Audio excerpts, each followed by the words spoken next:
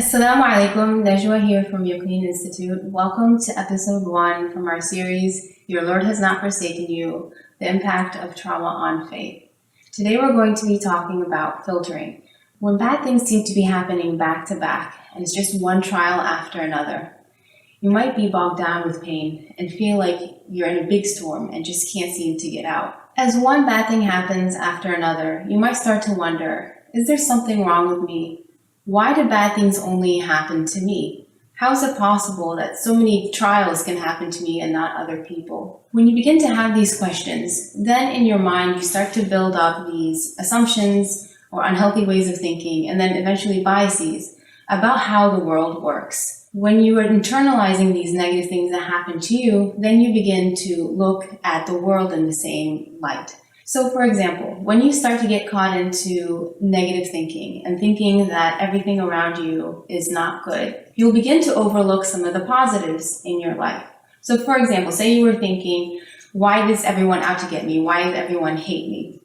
If someone buys you coffee in the morning and your child hugs you on the way out, you will actually overlook those things. But when you are crossing the street and someone says something really mean to you, you'll hone in on those things. Filtering is like a coffee filter. All the things go inside, but only the negative comes out. And over time, it really begins to impact mood, it begins to impact productivity because everything around you just seems to be negative. So one of the really destructive things that filtering does is it builds up these self-fulfilling prophecies. And self-fulfilling prophecies, they not only can be done to us by other people, but we can also do them to others. So say, for example, you are a woman who has low self-esteem. So you built in this filter that I'm worthless, there's nothing good about me. What happens over time is that you might start to act in that way.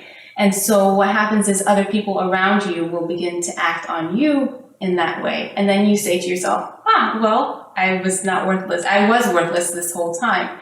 And so it becomes this whole self-fulfilling prophecy in which your thoughts and your feelings actually turn out to be what's going to happen to you. So this can be done in a good way, but it also can be done in a negative way. There was a landmark study done in the 1960s in which teachers were told that certain students in their class were ready to bloom. They did IQ tests in the beginning of the year, and at the end of the year, they did the same tests as well.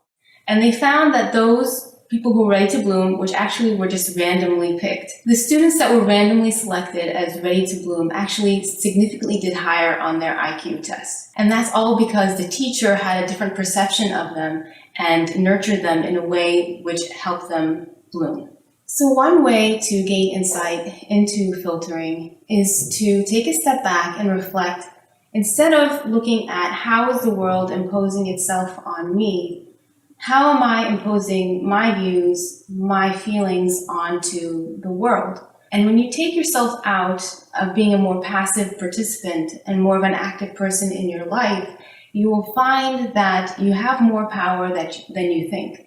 And although bad things can happen over and over, when you start to come from a place of empowerment and say, I do have power over my environment. I do have the ability to make my own decisions. And even if things are not good, I can change them. I can turn bad things into good things. When you do that, then it doesn't feel like, why are all these bad things happening to me? It's more like, how can I take these events in my life that are neutral and how can I turn them into something better? How can I impose myself on the world and make it a better place? One tool that you can find in our article is something called Through the Prophet ﷺ's Eyes.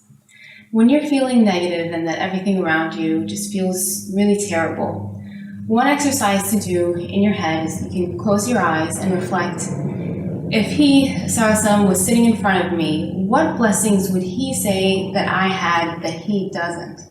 If you think about it, he had so many traumatic events in his life. He was in poverty, he didn't have food to eat, he was persecuted. So when you look at it from that framework, what blessings, even if they're small blessings, do you have that he doesn't? And when you look at it from that perspective, you will reflect and you will see that maybe there are more positive things in your life than you would have thought. For more insights, tools, and tips on the cognitive distortion filtering, check out the chapter, Why Do Bad Things Only Happen to Me?